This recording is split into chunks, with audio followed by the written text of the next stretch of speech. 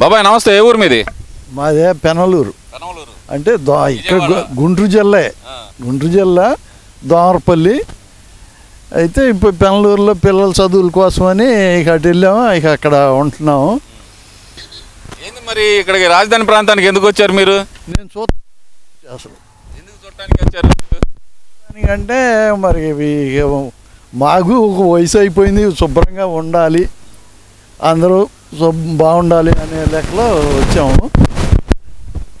ఇదే మీరు అన్నట్టు మునిగిపోయిందంటే చూద్దామని వచ్చాను నేను.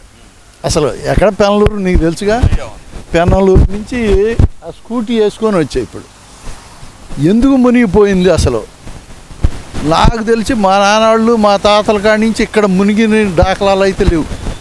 చూద్దామని వచ్చాను నేను. నాకు ఇది మునిగిపోతే దేశం మొత్తం మునిగిపోద్ది, ప్రపంచం మొత్తం మునిగిపోద్ది, ప్రపంచం మొత్తం. అది ఇప్పుడు మీరు ఏ ఏ ప్రాంతాలు చూసి వచ్చారు? వరద ఎక్కడ కానీ వచ్చింది మీకు?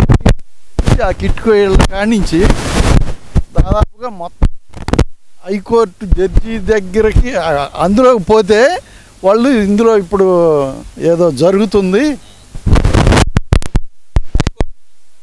నేను ఒక టీవీలో నువ్వు వెళ్తానికి లేదన్నారు. అందుకని ఇప్పుడే మా ఇంట్లో వాళ్ళు ఫోన్ చేశారు ఎక్కడ ఉండవని. ఫోన్ చేస్తే నేను ఇటు వచ్చానంటే అంత దూరం ఎందుకు పోయావు అన్నారు. సరే మాదైతే దోమరపల్లి గుంటూరు జిల్లా. అంటే మీరు అసలు పెనమలూరులో ఉంటా, అసలు అమరావతి మునిగిపోయిందంటే చూద్దామని వచ్చా. ప్రచారాలంటే ఎవరు స్వార్థం కొంది వాళ్ళు చెప్తున్నారు అంతేగాని మునిగిపోయేదంత మాత్రం లేదండి. నేను మా గుంటూరు జిల్లా ఇక్కడ దాదాపుగా నాకు 65 ఏళ్ళు. ఇప్పుడు మా నాన్నల టైంలో మునగల, నా టైంలో మునగల, ఇంక ఇప్పుడు మునిగిందని అంటే ఇక ఇవన్నీ చెప్పేవాళ్ళు ఇష్టం వచ్చినట్టు చెప్తారు. మరి ఎందుకని రాజధాని టార్గెట్ చేసుకుని ఈ ప్రచారాలు ఎందుకు చేస్తున్నారు అనుకోవచ్చు బాబాయ్? రాజధాని టార్గెట్ అంటే కొంతమందికి ఇష్టం ఉండవచ్చు, కొంతమందికి ఇష్టం లేకపోవచ్చు. అవన్నీ కూడా ఇక ఎవరెవరి ఇష్టం వాళ్ళది. చెప్పుకోవటానికి ఏముంది, చెప్పుకోవటానికి ఎన్నైనా చెప్పుకోవచ్చు. ఇది మాత్రం కరెక్ట్ కాదు. ఇంత సుందరంగా ఉంటే దీన్ని కాదని ఇవాళ ప్రజలు వదిలేసుకుంటే ఎవరి నోటు వాడు దుమ్ము కొట్టుకున్నట్టు. ప్రజలు అంటే మనం వాళ్ళు చెప్పింది వీళ్ళు చెప్పింది మాత్రం వినకూడదు. తనం వల్ల ఈ వరదలు వచ్చినాయి అనే మాట అయితే జగన్మోహన్ రెడ్డి అంటున్నాడు కదా, దానికి ఏమంటారు మరి మీరు?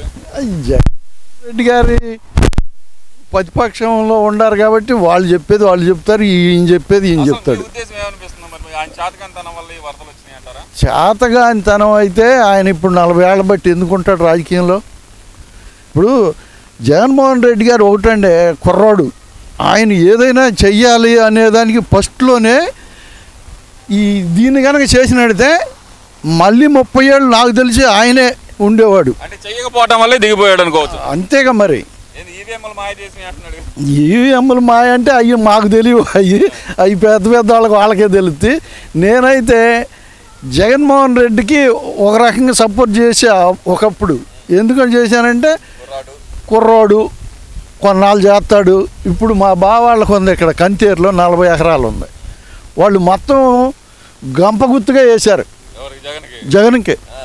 మరి ఇవాళ అలోపలో అంటున్నారు, వాళ్ళే అంటున్నారు, మళ్ళా వాళ్ళే మారారు. ఇంక ఏం చేస్తాం, ఇక చేసే పని బట్టి మారుతూ ఉంటారు ప్రజలు. ప్రజలదేముంది, ఇవాళ వరదల్లో కొట్టుకుపోయే వాళ్ళు ఉన్నారు. వాళ్ళు జగన్మోహన్ రెడ్డికి వేసినా చంద్రబాబుకి వేసినా ఇవాళ మాత్రం బాధలు వచ్చేసరికి చూసేవాడు ఒకడు ఉన్నారు అనుకోవచ్చు. ప్రజెంట్ మీరు పెనమలూరు నుంచి వచ్చారన్నారు, విజయవాడలో పరిస్థితి ఎలా ఉంది? ప్రజలకి తెలుసు. నాకైతే ఇప్పుడు వాళ్ళు చేసే పని వాళ్ళు అధికారులు వాళ్ళు అందరూ వెంటబడి చేస్తానే ఉంటారు. దాన్ని బట్టి మనం కూడా కొంచెం ఆలోచించాలి ఎవరికి వాళ్ళం. ఇప్పుడు నాకేదో ఈ పూటకు అందలేదని ఒక రాయి వేయకూడదు, ఈ పూటకు అందలేదని. అది